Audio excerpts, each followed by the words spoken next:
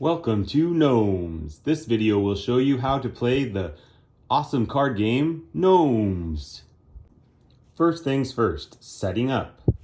Based on the number of players, you'll want to take 3 mini decks if you're playing with 2 or 3 players, or throw in a 4th mini deck for 3, 4, or 5 players. Each deck has a symbol in the bottom left corner to show that it belongs to a mini deck.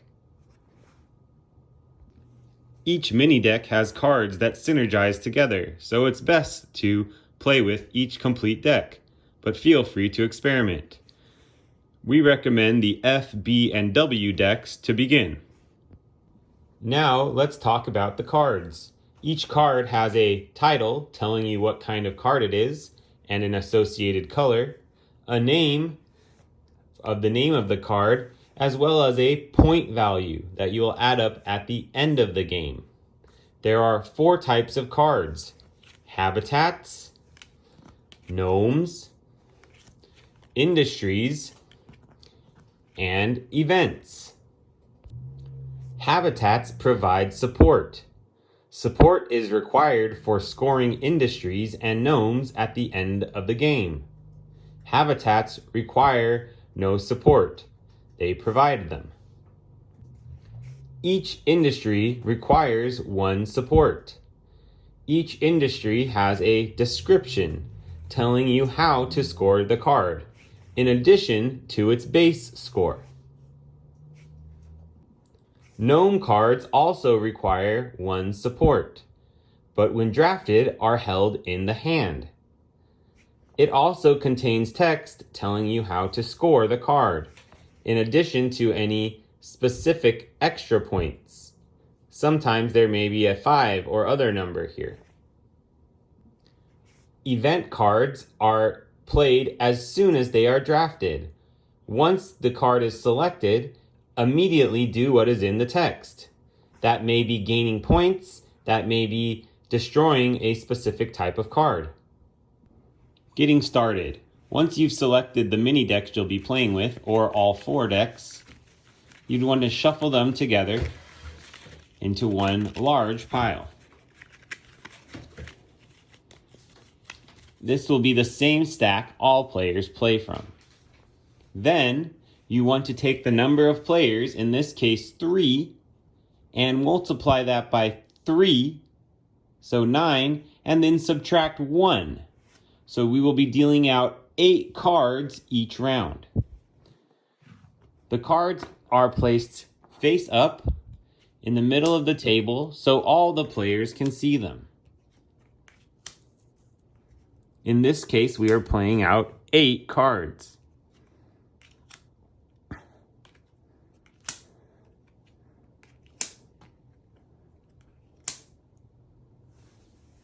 Now, the first player will pick first, followed clockwise by the second and third player. The first player picks an industry. This card immediately goes in front of the player.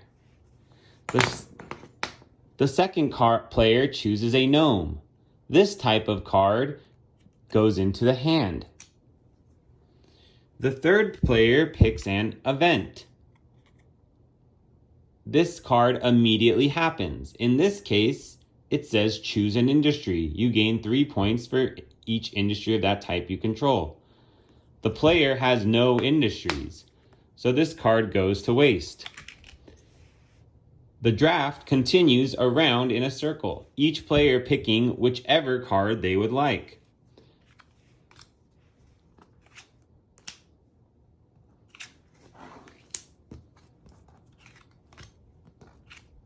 Events go into a discard pile after being picked.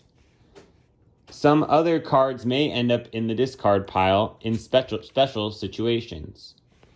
All right, now it's time for player 2 to be the leader. We will again deal out 8 cards.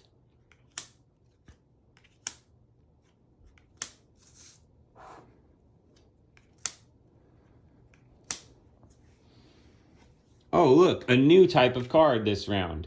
This is a habitat.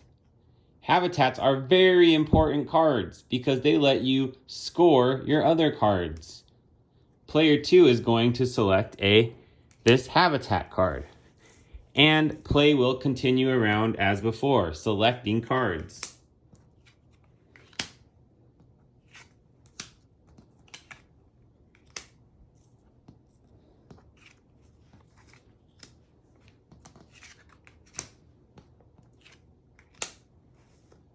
The game continues like this for as many rounds as necessary until all of the cards are gone. After all the cards have been drawn, it is time to score the game. The first place the player will want to look at is their habitat and count up how much support they can provide. In this case, this player can provide 6 plus 4 plus 4. So 14 total support. Each of these habitats is also worth 2 points. So the player is already at 6 points. Now, for scoring the remaining cards, the gnomes that they had selected throughout the game that are still in their hand, other players can't see, and the industries, which are played face up as selected, so all players can see.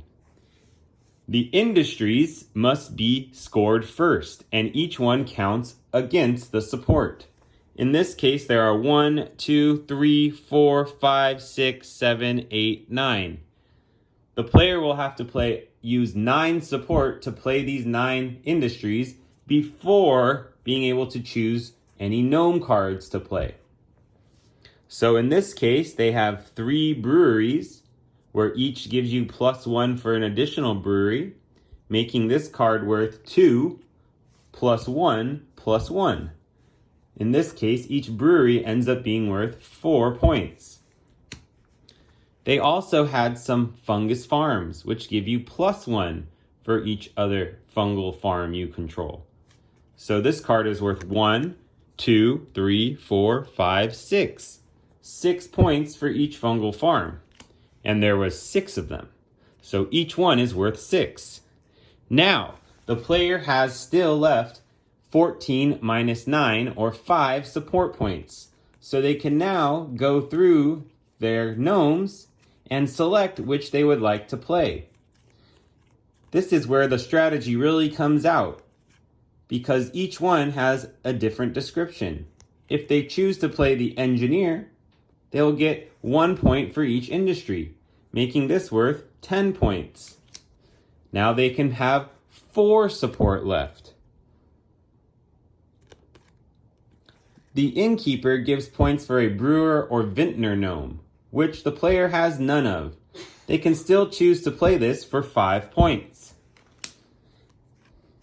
They can go through the rest of the hand, picking the cards that will optimize their total. A card like the carpenter should be counted after all other gnomes have been played, because it gives you points equal to the number of gnomes controlled. So let's say the player plays 2 more gnomes, the woodsman and clockmaker, worth 5 points each.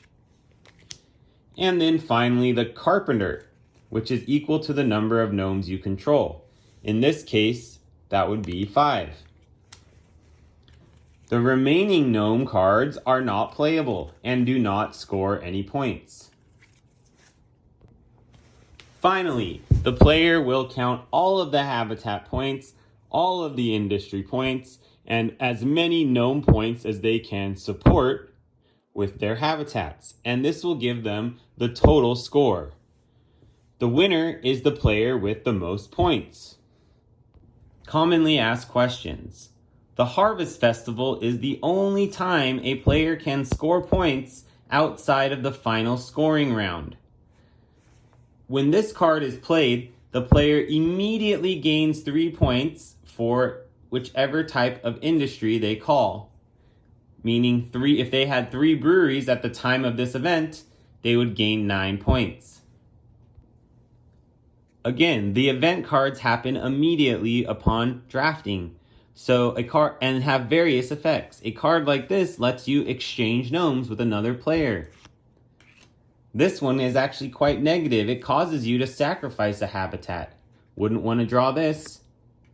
Or some cards, such as ducks, causes an opponent to choose an industry, or causes opponent to sacrifice an industry. Here are a few unique gnome cards. If you draft this card, guaranteed next turn, you get to go first, and the rotation permanently changes. You can choose to score it for 5 points at the end of the game, but there's no extra bonus besides that. The Doctor card. While holding in your hand, if you are forced to lose a gnome, you can reveal the card and keep it in your hand.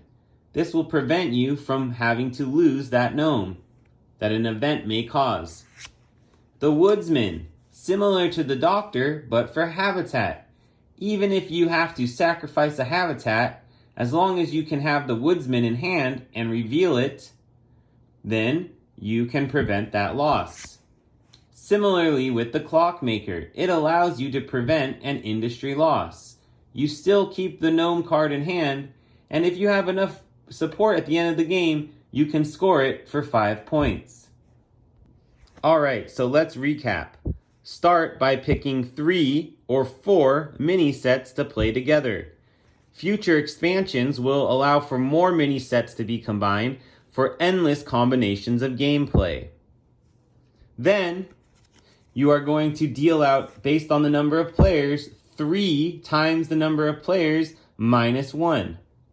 If you're playing with 2 people, this would be 5 cards. For 3 people, this would be 8 cards. Remember, when you select a habitat, it is put in play face up and provides support. An industry card also is picked and displayed face up. Even if you don't have the support for the card yet, it remains face up. When it comes to scoring, all industries must be supported before any gnomes can be supported and scored. Gnome cards are picked up and placed in your hand, so the other players cannot see them. It's up to them to remember what you've kept and how much it may be worth. This is similar to how gnomes like to surprise you at the end of the game with their bonus points, which can really be the deal breaker of who wins and who loses. And finally, the event cards are immediately played, whether that means scoring points, whether that means destroying or selecting new cards. There's a lot of math in this game, so you might need to keep track on pencil and paper as you go. Alright, and that's Gnomes, the card game, in a nutshell. If you need help playing the game or clarifications on any of the rules, feel free to email, comment, or send a message on Instagram at QueenDrawsGnomes, and we'll walk you through the rest. Have fun and let us know how it goes.